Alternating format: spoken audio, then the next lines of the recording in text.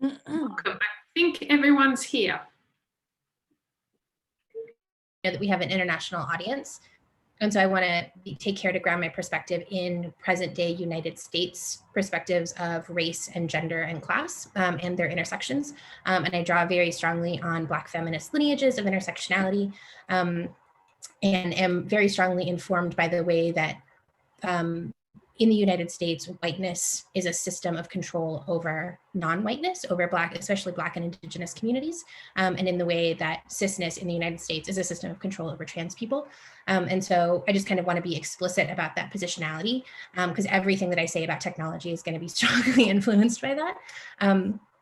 And would like to add just like a little bit more color to my statement about security for whom and by whom.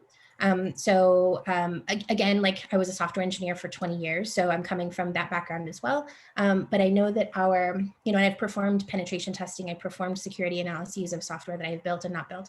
One of the things when I think about security and when I think about AI and our mythologies of AI, which I'm happy to get into later if there's interest, I really think about the way in the US, our notions of security are deeply racialized and deeply gendered. And so the history of policing in the US, which for a lot of folks is equated with security, the history of surveillance, which cybersecurity is often a lot about, right? Monitoring penetration, monitoring traffic in the United States are all systems of control for Black people, right? For white people to monitor and observe and control Blackness and indigeneity. And so when I think about cybersecurity, when I think about notions of technologically mediated security, I always want to ask, like, right, for whom and what security imaginaries are we pulling in to create these notions of techno safety for the systems that we're building? So I would love to hear from all of you.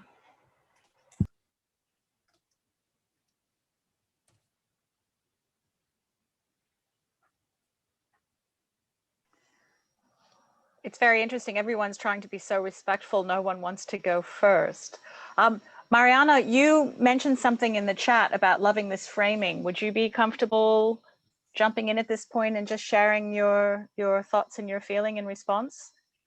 Oh, I just wanted to, I made that comment because I think it's something that's not mentioned explicitly. And just by way of introduction, I'm here in Australia. I work in not a tech-specific field. I work in a design innovation research centre at the University of Technology, Sydney, so much more interested in the social interface side of things. So I just wanted to acknowledge that the social framing is really quite important, because what happens in the back end, so to speak, or behind the scenes or at the root, really does flow through and flow forward. So I think, and I note in the comment that there's in the comments that there's also an acknowledgement that there's a sort of an obsession with gender and race. And yes, it is, discrimination is bigger than that, but I really think that it is important to kind of flip the narrative, the existing dominant narrative.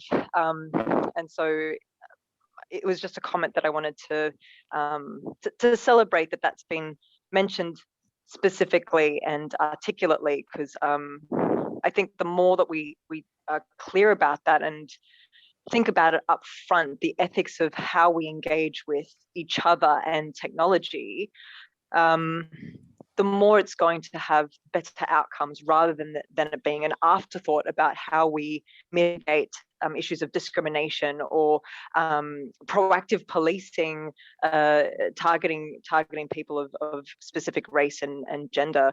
And particularly here in Australia, our Indigenous people's stories is a very long one, and there's been a long history of persecution, and only now are we're really starting to, we're only at the beginning of trying to, I don't even know if I can say that we're trying to remedy it, but we're really starting to unpick it. So that was a bit of a ramble, but that was what was in my head as I was listening to that talk. Yeah, I super appreciate that comment. And I would like to just address Marcus's comment that that they are sick or tired of the obsession with only gender and race. And I think I want to kind of be explicit that by my mention of Black feminist intersectional lenses means that I'm acknowledging that discrimination can happen on a variety of axes.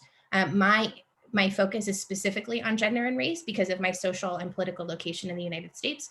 But people experience systemic oppression because of disability, because of class, because of age, because of sexual orientation, because of any number of positions of marginality in the United States. So I kind of want to be clear that I don't think that race and gender are the only or necessarily even the most important, depending on your political project. I think that's a very good point there to just flag that it's about what one can learn from that and how that insight contributes with others. Now I just suddenly heard another voice, so I'll be quiet. I made the point because I am quite, I think the old phrase is gobsmacked, to find the way that I'm treated as an 80-year-old. And the stereotyping is not only endemic, but it's nearly universal. And whenever I show a minimal degree of intelligence or a marginal degree of knowledge, I'm treated as an exception. And this exceptionalism, for anyone who breaks the automatic stereotype, is a major problem. I think it applies in most of the other areas that have been raised and listed, but it's particularly vicious in the areas of digital access and provision. And it really is quite damaging. If you consider the percentage of the population between 60 and 80, that's where most of the wisdom is. And it's marginalized. In fact, marginalization takes place in the workplace from 45 onwards. I think that we're not talking about small numbers here, we're talking about huge numbers. And the effects are very, very widespread. And whilst there's plenty of attention given to the other factors, there's very little given in genuine reality to the age factors. When you talk about the aged, immediately the stereotype jumps up. I haven't heard the word wisdom used for years in conjunction with elders. And this is a really important factor because the communication capacity now for elders is actually quite good. And they are actually the fastest growing group of building their own enterprises since they're completely marginalized from employment. So we have some very interesting counterfactual trends to the public discussion. I thought I'd better enter it because it's the one that always gets overlooked. So if I could just add a note, again, from a US perspective, I think wisdom and respect for elders is commonly mentioned in Black and Indigenous communities in the United States. And the disregard for age is also a symptom of white supremacy.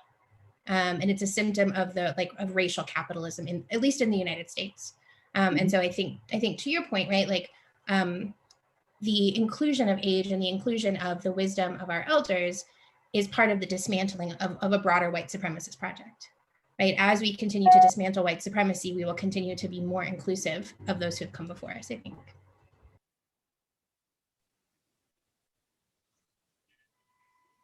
Yeah, you don't have to raise your hand, please. Oh, thank you. So I don't have much to say. I would like to just thank everybody for the opportunity to take part. I'm talking from Germany now, and I was just listening to what Marcus was saying, and it really struck a chord with me. Of course, not me personally, but with what my father, who's also an academic, has been telling me for the past 10 years, how many aspects of his life as an elderly person have changed, and the level of disrespect, including intellectually, he has been facing for the past few years. And that's something that I had never had a contact with. So I would just also like to point out that maybe what Nikki and the others were saying, I think the point here should also be, in a way, think about the questions that are not being made. So from the perspectives that are not usually taken into account, whether they come from race, age, gender, sexual orientation, or everything. I'm a professional of international security, a professor of international security, and usually we have very traditional questions that are made that are state-centric, that are very focused on the Western world, but those marginalized communities or even marginalized states are not thought of as being actors who could also bring questions to the table. So when those questions are not brought up, I think we have an invisible problem that keeps on mounting, and we do not know how to answer those questions because they are never put on the table. So we do have this very endogenous set of problems that are not actual problems when we think about the whole world and what the main challenges actually are. So that's why I am very excited about the discussions we are about to have right now, because of the questions that are not made, the groups that are not brought to the fore, and how we can include them. Yeah, absolutely. Alex, I saw that you had your hand up. Oh, thanks, Nikki. I'm really fascinated. This is a really, really interesting discussion. And I suppose a question for you and perhaps for Jeremy too. I mean, what Marcus is talking about is it's all part of the same system where we have technology becomes that next extension to exclude underrepresented sections of society from the dialogue and cater to a majority rather unfairly. So it becomes an extension of maintaining these systems. One of the things that I think is massively underappreciated is how much, so the single biggest thing I take out of the continued evolution of AI and machine learning is that it will increase speed. So where we make poor decisions, those decisions will get more frequent and they will get faster. It seems stunning that, you know, Marcus, like you say, that elderly population and their adoption of technology is just growing so rapidly.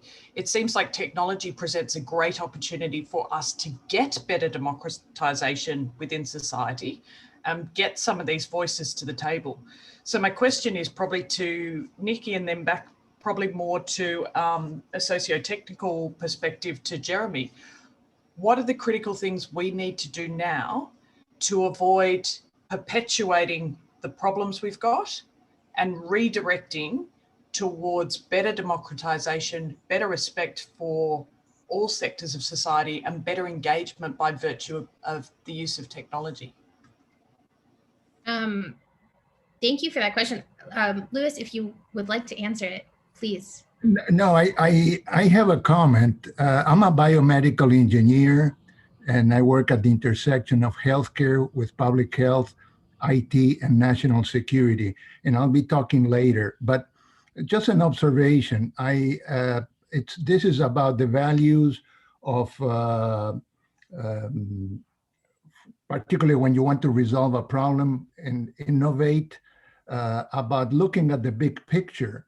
And if you look at our current crisis worldwide, you will see that Taiwan, with almost 24 million people, has only 9 people dead, Vietnam 35, Laos 0, Cambodia 0, New Zealand about 25, Singapore about 29, and many of these countries, like Vietnam, has 99 million people. So the point is, why is it that we do not incorporate ideas fast? So it's not so much necessarily about expertise, but rather about how rapidly we can combine insight and ideas that can come from other places. And we are not, although we have all these communications, wonderful tools, we seem not to look at the global picture, and when society could really benefit by observing and finding out why is it that these other cultures are doing so well. That's all. I see that we're leaving in 8 seconds, so I just want to put a plug for my answer to that. In America, anyway, is white supremacy. But I'll see you all in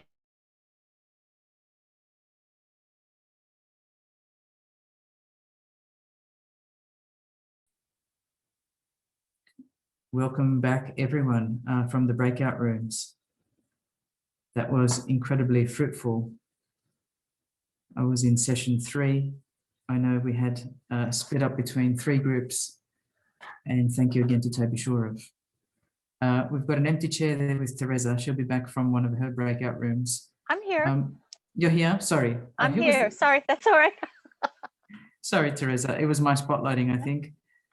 That's all right. No, it's you know, this is a whole new way of trying to operate for all the, and I think it also illustrates that there is no single way that something has purely benefits or purely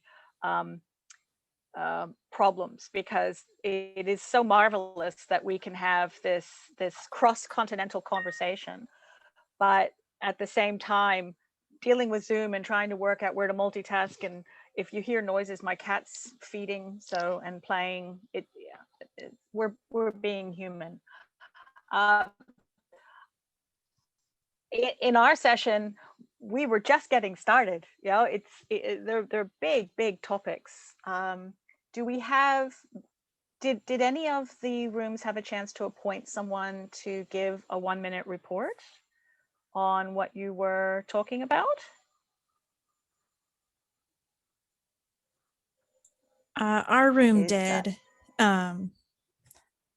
I was with Reese talking about children and AI and their digital rights. So it was definitely an interesting conversation to be had. We were discussing like how data is collected from a child, starting from in utero all the way until, you know, death, and like, what do children know about their digital rights? How are these AIs interacting with these children throughout the different stages of their lives? And also, like, once, you know, do they have the option to opt out on this data collection throughout their lives? So it's definitely a complex issue. And hopefully there'll be continued legislation to kind of improve on like clearing the waters with data collection and children and technology's interaction with children as well. Thank you. That sounds like a very rich discussion, and hopefully we'll through the day find ways to help these ideas gain greater traction as we think about the implications for the future. Group 2, is there someone who would like? And I'm only using these numbers in terms of, because I know, actually, no, maybe we weren't the first. Is that the other group with, I'm just trying to look at my screen and see who's up.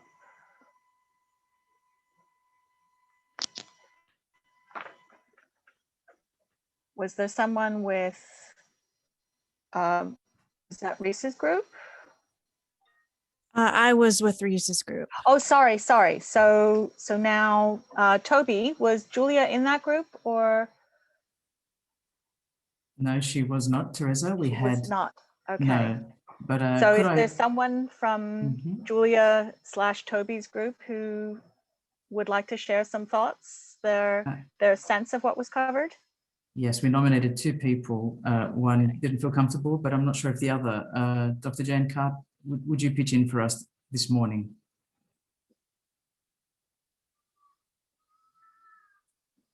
Just on mute, Jan. I don't know if you feel comfortable sharing. I'm not across the issues enough to do a summary. My apologies. That's all right, Jan. I wanted to say some words on behalf of the delegates and the presenters. There were some beautiful things being said. A lot about self-efficacy in the home, about control, about the perception of control, about people opting out, particularly women. The fact that these issues are never raised in cybersecurity, and thank goodness someone's finally raising them, because cybersecurity may mean one thing to government and very much different to the individual. Individuals talked about on-off switches. Sometimes you want something on, sometimes you want it off, sometimes you want it on again, and having that power. And duties in the home. There was an initial discussion about terms and conditions, about the law, about tort law. I don't know if Lyria Bennett-Moses, you wanted to say a few words on that.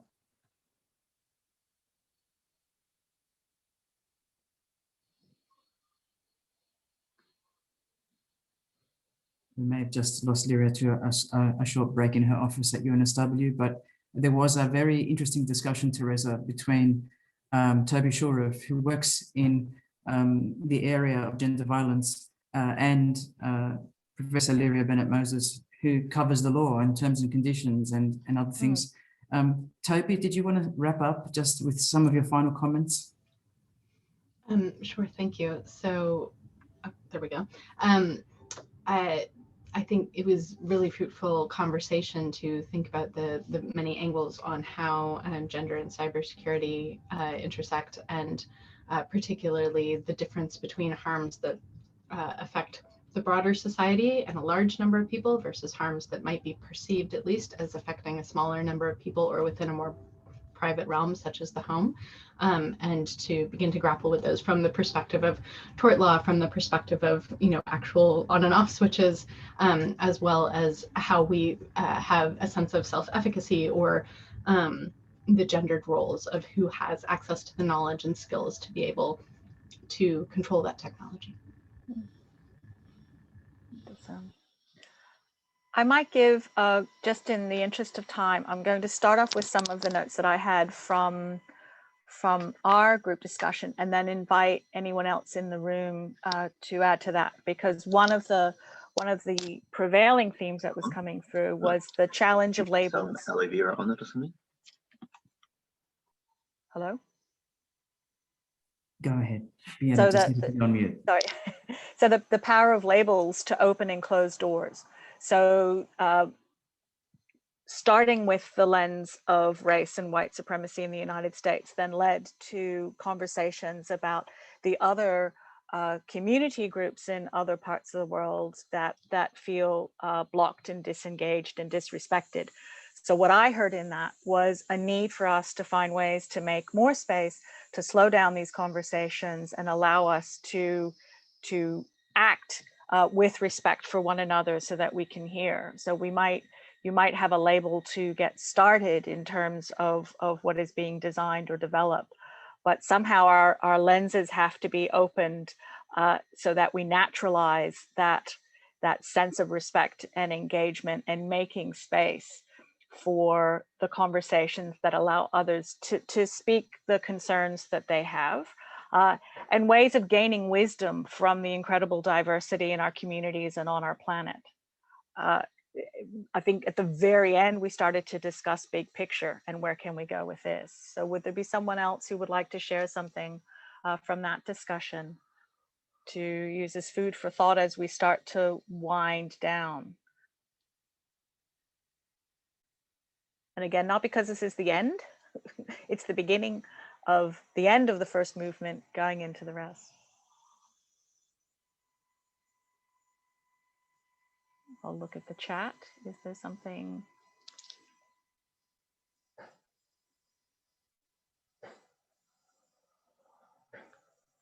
Anyone in any of those groups who hadn't had a chance to speak, who would perhaps like to share some thoughts that they had? Again, there's no pressure to do so, but also we're talking about trying to give voice to people who don't often have a voice. So either in the chat or by unmuting yourself.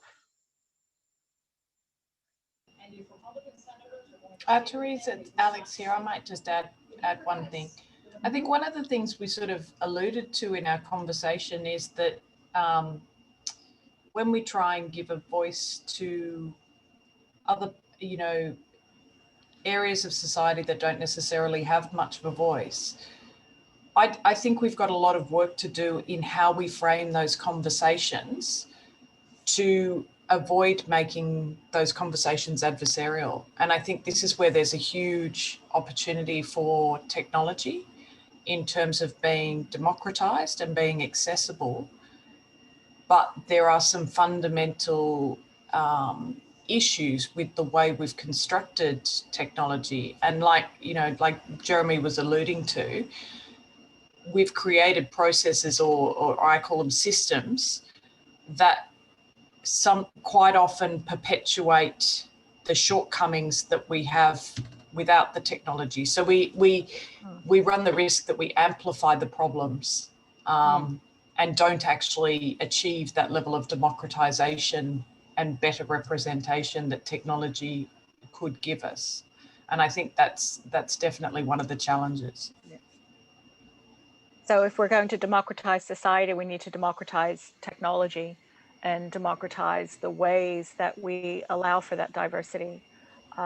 I know Nikki didn't get a chance to get into that in our group, but the problem with binaries, so the categorizations themselves become so limiting because they become reified in that technical space. And certainly as we start to move more towards data driven, which I so resent. So that sense of saying the evidence is there. So what we need to do is disrupt that in some way and maybe democratize at the ground level and at the global level. That's the big problem with AI, Yep. is we can amplify, so we can falsely amplify the false narrative, if you like. And we can do it at speed. And we've certainly seen this. I think also too the awareness that just if I can share a really quick anecdote, I once worked with an engineer and he told this horrible story about interviewing someone for a job and saying, oh yeah, and looking up this guy's digital profile and saying, oh yeah, we know this guy. He likes to watch porn on his phone when he rides his bike home between this location and this location. And I mean, this guy was famous for he'd never owned a smartphone. He didn't own have a driver's license until recently. And he said, I hate that I know that much information about the person, but I know that level of information is out there because I've spent so many years writing algorithms to get that information.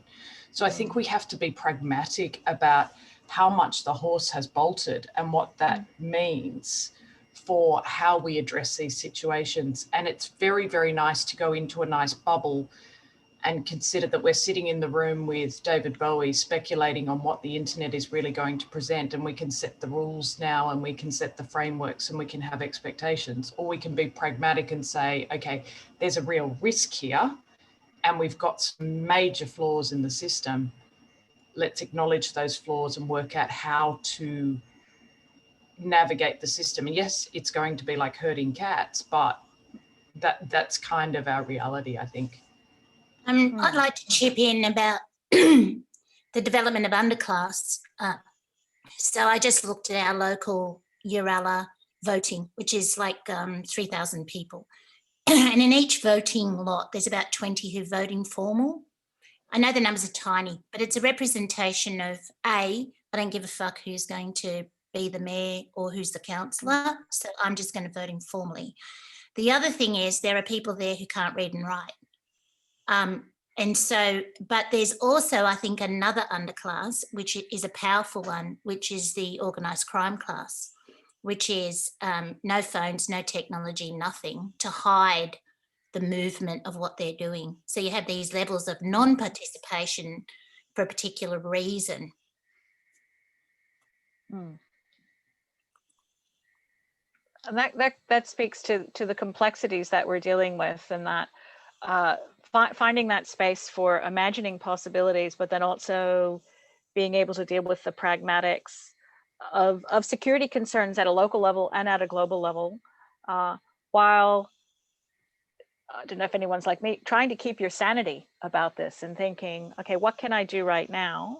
How can I still hold on to optimism about a future while also not being so blind to inequity and the difficulties that exist in front of me? And I think it's, I think it's a really exciting opportunity. Like, it creates an opportunity for me to have volunteers on the polling booths who are going to be very aware there's people there who can't read and write. It also gives me the opportunity for those people to instruct people on how to vote. But the underclass in that sense, so manipulation or creative support. And the other thing that's really fascinating is I'd love to be investigating a whole set of criminals who aren't active in any type of cyber AI environment, or are. That flags a big puzzle in terms of the challenge of engagement, disengagement, and why people might disengage. Clearly, this has opened up, which is what a movement should do. This is opened a box that is, I hope, not going to be easily closed, but will hopefully stimulate us to keep looking for the different ways to make the invisible visible and think about ways that can move us forward. I'd like to, again, unfortunately, now we do have to close just because the structure of time, but can I please thank our panelists very much for sharing their lenses, for also providing the stimulus for these discussions. And can I also thank everyone who has been speaking and sharing comments in the chat, and hope that you have found this a fruitful way to start. Katina, I shall turn it over to you. Thank you, and what a great conversation. Definitely, we allowed it to go on for another 10 minutes. Thank you to Dr. Abbas for affording that time for us from her Q&A. So I'll stop the recording and say a big thank you to all.